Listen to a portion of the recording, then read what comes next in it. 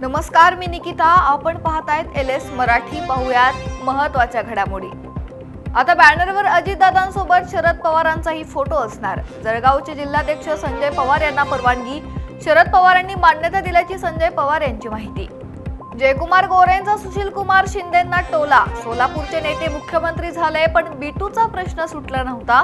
जयकुमार गोरेंचं वक्तव्य. बीडमधील केज घरकुल घोटाळा प्रकरणात कारणे दाखवाच्या 2 नोटीस मिळताच चौघांनी नगरपंचायतीकडे तातडीने धाव घेतली आहे. चौघांनी 20 लाख रुपये भरले. नंदुरबार जिल्ह्यातील धडगाव तालुक्यातील लेगापाणी ते गोरंबा गावापर्यंतचा 5 ते 6 किलोमीटर रस्ता खड्डामय. प्रवास करणाऱ्या नागरिकांचा जीव धोक्यात. कोल्हापूरमधील कंटेनरमध्ये वायर अडकून 3 सिग्नल पडले. चालक विजयकुमार अजयकुमारवर मालमत्तेचे नुकसान केल्याप्रकरणी गुन्हा दाखल. बीडमध्ये अंबाजोगाई तालुक्यात घाट नांदूर येथे मध्यरात्री थरार. 21 वर्षीय युवकाचा चाकूने वार करून खून. नातेवाईकांची अंबाजोगाई ग्रामीण पोलीस ठाण्यात तक्रार देण्यासाठी ठाण.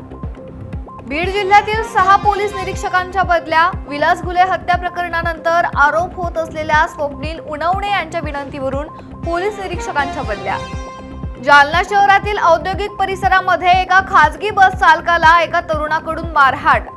तरुणीला बसमधून उतरवण्यासाठी गाडी अडवून तरुणाचा धुडगूस. बदनापूर पोलीस ठाण्यात आरोपी विरोधात गुन्हा दाखल.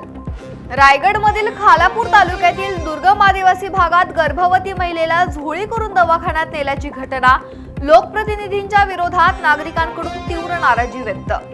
सासवडमधील पालखी मुक्कामाच्या ठिकाणी दिवसभराचा पायी प्रवास करून थकलेल्या वारकऱ्यांच्या सेवेसाठी सेवेकरी सरसावले. वारकऱ्यांच्या पायांना मसाज करून त्यांचा थकवा दूर करण्याचा सेवाभावी उपक्रम. या होत्या महत्त्वाच्या घडामोडी. पाहत रहा LS मराठी.